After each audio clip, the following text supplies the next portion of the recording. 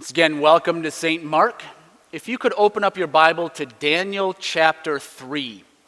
We're continuing this series on the book of Daniel entitled Integrity Lived Out Loud. We're skipping over chapter 2. We're going to Daniel chapter 3. What kind of music do you listen to? I think we all have different reasons for listening to different kinds of music. For example, if I am preparing for a sermon, sometimes I like to listen to classical music, like Bach or Handel, get the inspiration going. If I'm just driving around, sometimes it'll be country music, Christian contemporary radio. If I'm working out, it's going to be heavy metal or hard rock. If my kids have the wiggles before bedtime, we sometimes have a dance party to Disney music or Diggy Diggy Hole. If you haven't heard of it, look it up. It's incredible. Different situations call for different kinds of music, though, right? So what kind of music do you listen to? Whose music are you dancing to? In Daniel chapter 3, like I said, we're skipping over Daniel 2, but if you have time, go back and read that chapter. It's actually really, really fascinating. But at the end of chapter 2, we're told, "Then the king placed Daniel in a high position and lavished many gifts on him. He made him ruler over the entire province of Babylon and placed him in charge of all its wise men." A little foreshadowing, don't you think? Moreover, at Daniel's request, the king appointed Shadrach, Meshach, and Abednego, administrators over the province of Babylon, while Daniel himself remained at the royal court. Now, these four men were probably in their late teens, maybe 20 years old at most. So they're right around that age of high school graduation.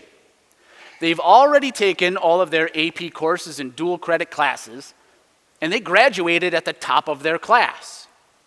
Daniel was the valedictorian. The other three probably tied for salutatorian. But they didn't go to college. They didn't have to. They went right into the workforce, right into the highest levels of government in the Babylonian Empire. And the three men that we're going to focus on today, Shadrach, Meshach, and Abednego, they followed Daniel's lead when it came to their diet and their studies in Daniel chapter 1. And as we're going to see in Daniel chapter 3, they also followed his lead when it came to their convictions. They too had a wise game plan. And they also received divine assistance, just like Daniel did in chapter 1. So I want you to remember and keep in mind the two principles that Pastor Parlow shared with us last week. Number one, inner conviction can overcome any outer pressure. And two, God-honoring convictions yield God-given rewards. At the beginning of Daniel chapter 3, we hear some music. But it's not like bedtime dance party type of music. It's a proclamation and a declaration of the power and pride of the Babylonian king. This music is an irresistible invitation to the dance floor. It's a call to bow down and celebrate a false god. Verse 1, King Nebuchadnezzar made an image of gold, 60 cubits high and 6 cubits wide. That's about 90 feet tall, 9 feet wide. Okay, the thing was huge. Set it up in the plain of Dura in the province of Babylon. He then summoned the satraps, prefects, governors, advisors, treasurers, judges, magistrates, and all the other provincial officials to come to the dedication of the image he had set up. And then the herald continued, "Nations and peoples of every language, this is what you are commanded to do. As soon as you hear the sound of the horn, flute, zither, lyre, harp, pipe, and all kinds of music, you must fall down and worship the image of gold that Nebuchadnezzar has set up. Whoever does not fall down and worship will immediately be thrown into a blazing furnace. In our culture today, there are many songs and different kinds of music that call us to compromise our values as well. Whether it's trends on social media, peer expectations, or workplace norms that ask you to compromise your Christian calling. At first, it might sound harmless. The sound of the music might not mean much to you, but you have to understand that there are always underlying themes and hidden agendas behind all of those cultural songs and music. So when your classmates or your coworkers dance to a tune of rebellion or maybe just shallow values, are you going to join in their dance? Or are you going to stand apart? When that music played on the plain of Dura, everyone bowed down to worship the image that Nebuchadnezzar had set up. Everyone except Shadrach, Meshach, and Abednego. They remained standing in direct defiance of that music and a king's direct order.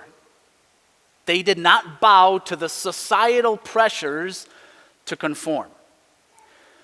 Instead of obeying the king's order, they put their convictions into action, even in the face of severe consequences.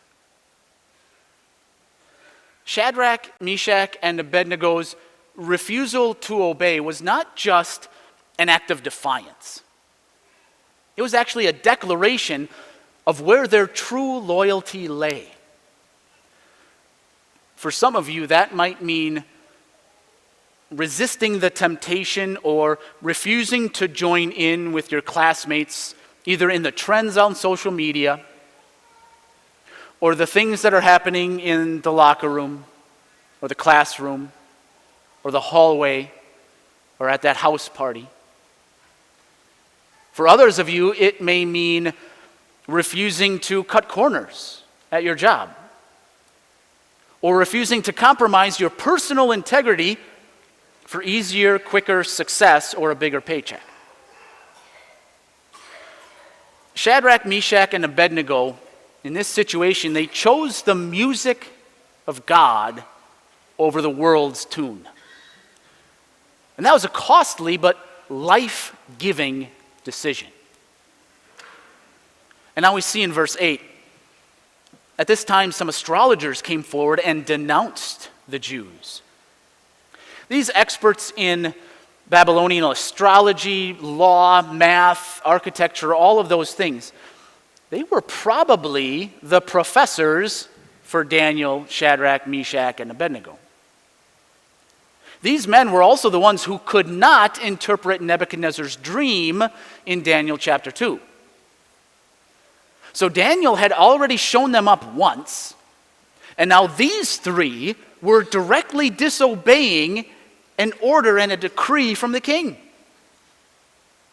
So their jealousy and their hatred and their anger just boiled over, and they had to say something to Nebuchadnezzar.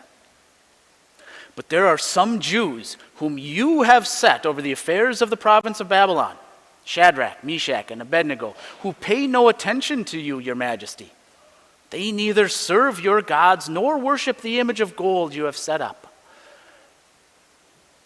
So then the king summoned these young men, and he was going to give them one more opportunity to change their attitude and their actions. Even though he was furious at their blatant and public disobedience, he knew he couldn't just get rid of these all-stars from his court. So he gave them one more chance to bow down and worship his image. But this was their response. King Nebuchadnezzar, we do not need to defend ourselves before you in this matter. If we are thrown into the blazing furnace, The God we serve is able to deliver us from it, and he will deliver us from your majesty's hand. But even if he does not, we want you to know, your majesty, that we will not serve your gods or worship the image of gold you have set up. Notice the confidence. Notice the conviction. Notice the integrity. Notice the humility. These men knew who their God was. They knew the course of action they were about to take, but they did not know the outcome. But even if he does not, God did not promise them safety. God did not promise that he would deliver them if they decided to defy the king's order. But they knew he could. And even if God decided not to save them, they were okay with that. In the midst of great danger, these three held to their convictions. They trusted their God. They did not waver. They did not flinch. The Apostle Paul echoed that same sentiment when he was facing a life or death situation as he was awaiting trial before Emperor Nero. In Philippians 1 verse 21, "For to me, to live is Christ, and to die is gain." It's the epitome of a win-win, if you ask me. Sometimes I'll get the question, "Hey, Pastor, what's God's plan for my life?" Usually comes from a high school senior who's trying to figure out what college to attend or what career path they're going to pursue. They're trying to figure out which music they're going to be listening to. But almost always, I don't have a really good answer. I don't have an easy answer for them. Because God usually doesn't work that way. I wish that when I was in high school, and especially as a senior, I could go into the Bible and I could find a passage that said, "Ben Reichel, you will become a pastor in 2014 after attending Wisconsin Lutheran Seminary." That would have made my life a whole lot easier. But none of us have that kind of clear, explicit instruction from God in his word. But that doesn't mean he leaves us alone. He gives us principles and truths in his word that can guide our steps and guide our decisions. And in addition to that, he gives us people in our lives who can share their wisdom and their experiences with us. Parents and pastors and teachers and mentors and coaches and peers who can share their insights to guide our steps and our decisions. Shadrach, Meshach, and Abednego had no clear promise from God that he was going to save them, and yet they stepped out in faith, living out their convictions because of their integrity. But Nebuchadnezzar was less than thrilled with that decision, right? So he had them bound up and tossed into the blazing furnace. He had it heated as hot as possible to the point where the strongest soldiers who bound them up and threw them in, they died in the process. There was no way that these young men should have survived. But you know what happens next. Nebuchadnezzar said, "Look, I see 4 men walking around in the fire, unbound and unharmed. And the 4th looks like a son of the gods." So Nebuchadnezzar calls to the young men. They come out. They are completely untied, completely unharmed, and untouched. Even though they should have evaporated in a matter of seconds because of the blazing hot furnace, not even their clothes smelled like smoke. And if you've ever been to a campfire, obviously not recently, or stood too close to a grill, you know how powerful and strong that smell of smoke is when it attaches itself to your clothes. They were completely untouched. So even though these 3 friends refused to dance to the music of Nebuchadnezzar, They weren't left to face the fiery furnace alone. God's presence was with them, and they escaped unscathed, which is a powerful testimony that God's presence is real, even in the midst of our most trying moments. When life's furnace gets a little bit too hot, remember that God's sustaining grace is there with you. Whether you're battling the social pressures at high school or college, or whether you're just enduring the daily demands of your craft, remember that God walks with you.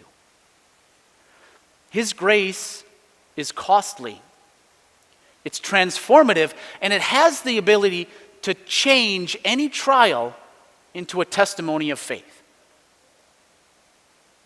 Because following Jesus doesn't mean that you're going to have an easy life. In fact, in Luke chapter 9, Jesus said the exact opposite. Following Jesus is actually very costly. Countless believers throughout history have faced trials and hardships, and yes, even death. But every single one of them saw and experienced God's sustaining grace. One of the most compelling examples that I've read from history is Dietrich Bonhoeffer, who was a German Lutheran pastor and theologian who's known for his commitment to Christ, even in the face of extreme adversity during the Nazi era. Bonhoeffer's life and martyrdom is a great example of what it means to follow Jesus at the risk of great personal cost. Bonhoeffer's story powerfully illustrates that the trials we face are not proof of God's absence, but rather it's an opportunity for us to put that faith into practice and trust His sovereign plan, even when it means taking a courageous stand. Bonhoeffer came up with this concept of what he calls costly grace. And that challenges us to recognize that while God does not promise an easy life, He is ever present in our struggles. Bonhoeffer even said, when Christ calls a man, He bids him come and die. This stark declaration from the cost of discipleship reminds us that following Jesus is not a path to comfort, but rather it's a path to radical and sometimes even sacrificial obedience. Just as Daniel's 3 friends trusted God enough to face the fiery furnace without compromise, Bonhoeffer challenges us to embrace the full cost of discipleship, even if that cost is our very life. Societal pressures will likely intensify and increase as you continue to live out your biblical convictions. But continue to make your choices based on Scripture, not on popular opinion. Because you know that God's sovereign plan transcends temporary and momentary circumstances. Root your identity in God's love for you, rather than external validation, like these young men in Daniel chapter 3. Even in the midst of trial, God's promise of grace and overall control remains unwavering. Following Jesus is not about avoiding hardship, but rather trusting God in spite of it. So, whose music are you dancing to? Really, the choice that you have is very clear. Either you dance to the music of the world and compromise, or you dance to the unique, challenging rhythm of God's truth. And when the pressure to conform arises, stand for what is right. Do not bow down to the music of the world, but rather dance with God in the face of every challenge. Because you can trust that His presence can transform your suffering into strength and your sacrifices into victory.